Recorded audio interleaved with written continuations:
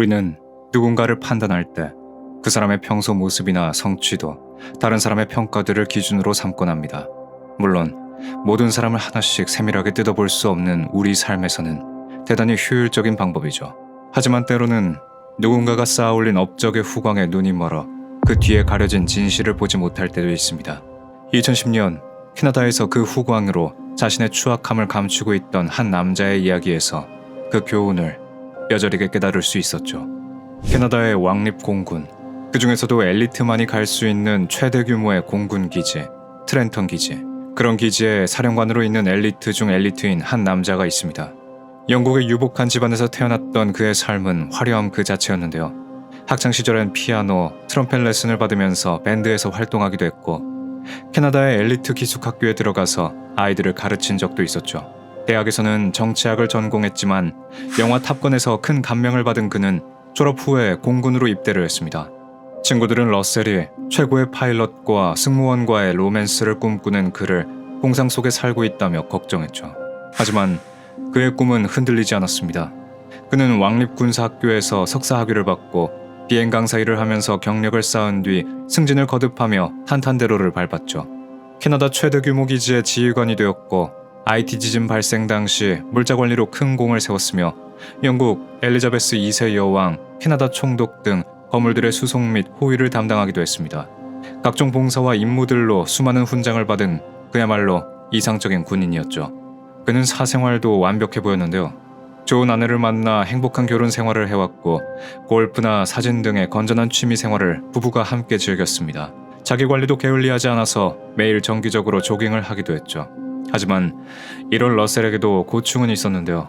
바로 만성 통증과 불면증이었죠. 그 때문인지 러셀은 아내가 있는 오타와에서 조금 떨어진 트위드의 별장을 구해 혼자 지내는 시간을 가졌는데요. 덕분에 러셀은 주말에만 아내에게 찾아가는 주말 부부가 되었습니다. 그래도 러셀은 여전히 좋은 군인, 좋은 남편으로 널리 알려졌죠. 그런데 그런 참 군인 러셀이 있는 마을에서 기묘한 사건들이 일어나기 시작했는데요. 엄마, 내 속옷 어디 갔어? 젊거나 어린 여성을 노리는 속옷절도 사건이 발생했던 거죠. 어쩌다 한두 번 발생하고 말 줄 알았지만 속옷절도 사건은 몇 년이나 그 주변에서 계속해서 발생했고 범인은 잡히지 않았습니다. 심지어 피해 여성의 침대 등에서 정의 흔적이 발견되었던 것을 보아 범인은 속옷절도만이 아니라 변태 행위까지 여유롭게 즐긴 것 같았죠. 그 피해자에는 러셀과 친분이 있는 이웃집 부부의 딸도 포함되어 있었습니다. 그런데 단순히 변태적인 사건으로 끝날 것 같았던 이 속옷절도는 여기서 끝나지 않았는데요. 누군가의 소중한 목숨을 앗아가는 사건으로까지 번지게 되었죠. 2010년 1월 29일 캐나다 온타리오주에서 27세 여성 제시카 로이드가 실종되어 협력을 부탁한다는 전화가 저에게 걸려왔습니다. 저는 실종 사건을 조사하기 위해 제시카의 집으로 향했는데요. 친구의 증언에 따르면 마지막으로 그녀와 연락된 것이 28일 저녁이었고 그 이후로는 친구도 가족도 그녀와 연락이 되지 않았다고 했죠. 잠깐 외출을 한 것이라기엔 연락이 끊긴 이후 며칠이나 지났고 제시카의 차도 그녀의 집에 그대로 남아 있었습니다. 분명 그녀 스스로의 의지로 사라진 것은 아닐 거라는 확신이 들어 그 주변을 조사했는데요. 다행인 것은 그 당시 눈이 쌓여 있었다는 것이었죠. 감독님, 찾았습니다. 예상대로 그녀의 집 주변으로 타이어 자국이 쌓인 눈 위에 흐릿하게 남아 찍혀 있었습니다. 제시카의 차와 비교해보니 그녀의 차는 아니었는데요. 인근 주민들을 탐문한 결과 실종 당일 은색 SUV 차량 하나가 제시카의 집에 주차되어 있다는 걸 목격했다는 증언을 확보했습니다. 저는 제시카가 그 차량에 의해 납치됐다고 보고 타이어 자국과 차종을 토대로 검문을 실시했는데 약 일주일 동안 검문과 수색을 진행하던 도중 한 남자를 만났습니다. 바로 공군기지 사령관인 러셀 윌리엄스 대령이었죠. 목격자가 증언과 유사한 차를 탑승한 러셀에게 길게 검문을 하고 싶었지만 하필 지금 아이가 아파서 급하다며 길을 서두르는 통에 경찰은 그를 보내주었는데요. 그는 영국 여왕 호위 경력이 있을 정도로 능력 있고 신망이 두터운 군인이었기에 가능한 일이었습니다. 하지만 저는 그에게서 눈을 뗄 수 없었는데요. 그의 타이어가 현장에 남은 타이어 자국과 일치했기 때문이었습니다. 아이가 아프다는 것도 거짓말일 거라는 느낌이 들었고 며칠 뒤 그를 경찰서로 소환해 취조를 할 수 있었는데요. 여전히 러셀은 완고하게 결백을 주장했고 모든 범행을 부정했습니다. 그런데 취조 도중 생각지도 못한 곳에서 단서를 발견했죠. 당시 현장의 눈길 위에는 타이어 자국 외에도 누군가의 신발 자국이 남아 있었는데요. 신발 자국과 그가 취조 때 신고 온 신발을 대조한 결과 정확히 일치한다는 것을 알 수 있었습니다. 목격자 증언의 차량, 눈길 위에 남은 타이어와 신발 자국, 전부 러셀을 가리키고 있었죠. 러셀을 유력한 용의자로 생각한 경찰은 그를 취조하는 동안 자택을 수색했는데요.